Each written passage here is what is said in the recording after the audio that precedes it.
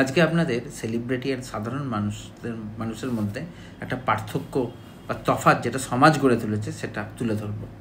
কিছুদিন আগে আপনি দেখেছেন যে কাজল, ফিল্মস্টার কাজল, উনি একটা বড় মন্দিরে গেছিলেন।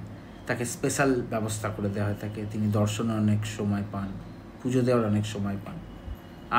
আমি যদি যাই সেখানে অতক্ষণ সময় দেওয়া হবে বলে মনে হয় না।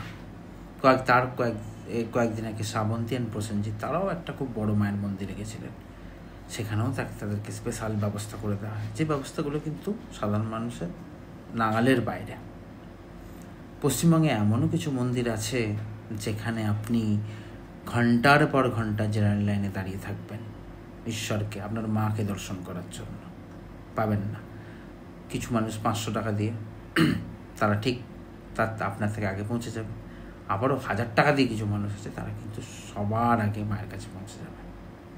তো আজকে যে কলিযুগে আমরা বসবাস করছি, সব জায়গায় ডিফারেন্স থাকুক সেলিব্রিটি, বড় লোক, গরিব লোকের মধ্যে, কিন্তু মন্দির যেখানে মায়ের স্থান, যেখানে ঠাকুরের স্থান, যেখানে ঈশ্বরের স্থান, সেখানেও মানুষকে ডিফারেন্সিয়েট করে দেওয়া হচ্ছে। তুই সেলিব্রিটি, তুই স্পেশাল, তোর জন্য ব্যবস্থা আছে।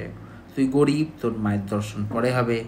তুই মোটামুটি পয়সা দিতে পারবি, হ্যাঁ, তাহলে তোর মায়ের দর্শন তাড়াতাড়ি হবে। এই জায়গায় আমরা পৌঁছে গেছি।